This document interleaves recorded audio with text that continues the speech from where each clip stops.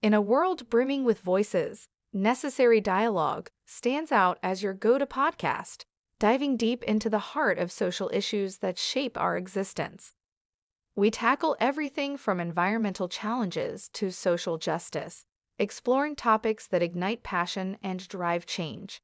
And for the storytellers among us, authors looking to promote their books that resonate with these themes find a special spot in our dialogue. Are you curious? Inspired? An author with a vision? Find us and connect through the email in our About page. Necessary Dialogue isn't just a podcast, it's a beacon for understanding, action, and unity. Tune in, contribute your voice, and let's spark the necessary conversations today for a brighter tomorrow.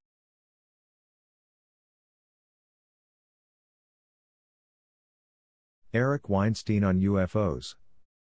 This discussion delves into the complexities and skepticism surrounding the concept of interdimensional beings, UFOs, and government secrecy.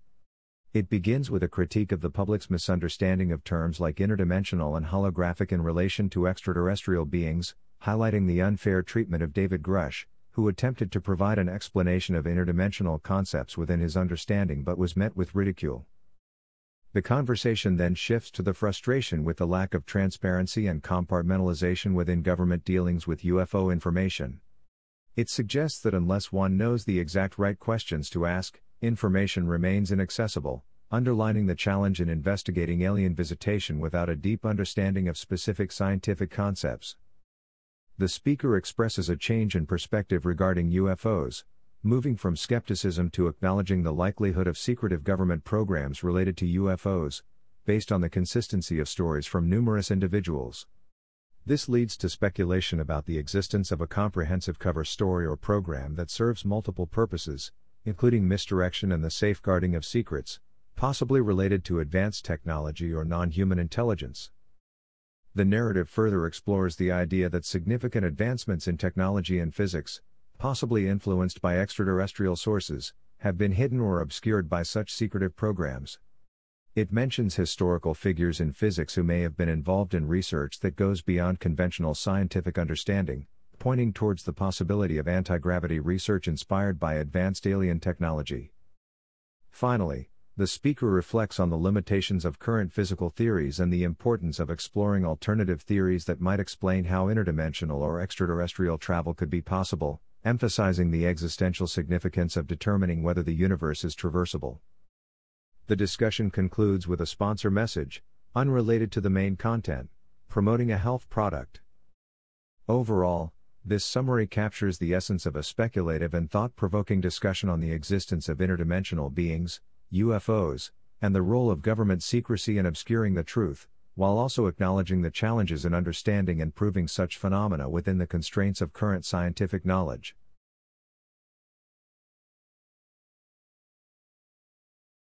The statement made by Tucker Carlson regarding leadership and the necessity of killing is a highly controversial and contentious viewpoint that does not align with widely accepted principles of ethical leadership and governance. Leadership, in its most constructive and admired forms, is often characterized by qualities such as integrity, vision, empathy, accountability, and the ability to inspire and empower others. It involves making difficult decisions, certainly, but the assertion that leadership inherently requires killing is a stark and morally complex claim that overlooks the vast array of leadership styles and contexts in which killing is neither required nor condoned. In democratic societies, leadership is expected to uphold the rule of law, respect human rights, and work for the welfare of the population.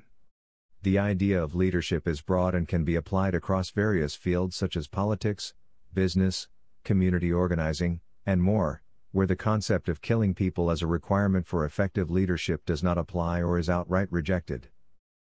Ethical leadership emphasizes the importance of doing what is right and just, fostering a culture of transparency and accountability, and making decisions that benefit the community or organization as a whole. There are countless examples of leaders who have made significant positive impacts without resorting to violence or killing.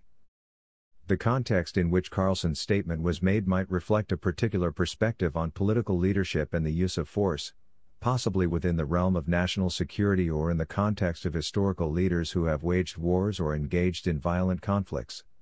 However, It's critical to differentiate between the actions taken in exceptional circumstances, often debated and scrutinized for their ethical implications, and the assertion that leadership inherently involves such extreme measures.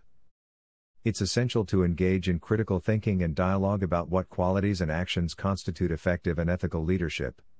This includes questioning broad statements that may oversimplify complex issues or suggest ethical justifications for actions that could be deeply harmful or unjust. Leadership should aim to uplift, protect, and foster the growth and well-being of individuals and communities, rather than being inherently linked to the capacity to harm.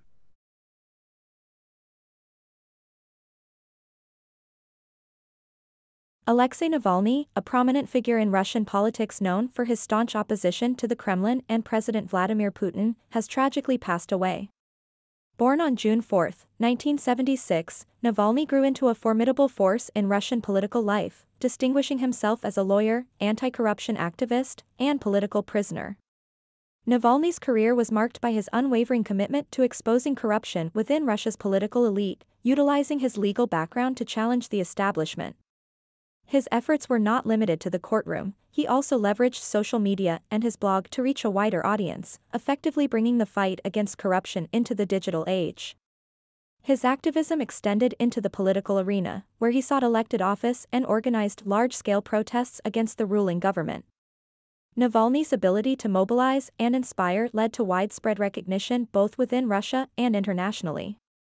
However, his activities also made him a target for the state, resulting in numerous arrests, legal challenges, and even a near-fatal poisoning, which he attributed to the Kremlin.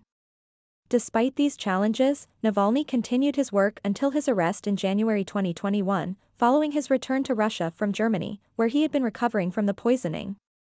His imprisonment led to international condemnation and calls for his release, highlighting the broader issues of political repression and human rights abuses in Russia.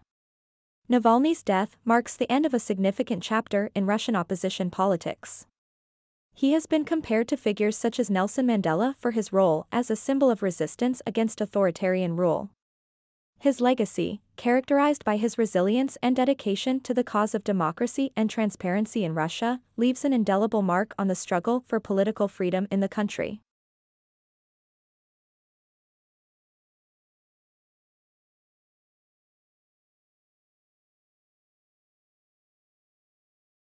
In a world brimming with voices, Necessary Dialogue stands out as your go-to podcast, diving deep into the heart of social issues that shape our existence. We tackle everything from environmental challenges to social justice, exploring topics that ignite passion and drive change.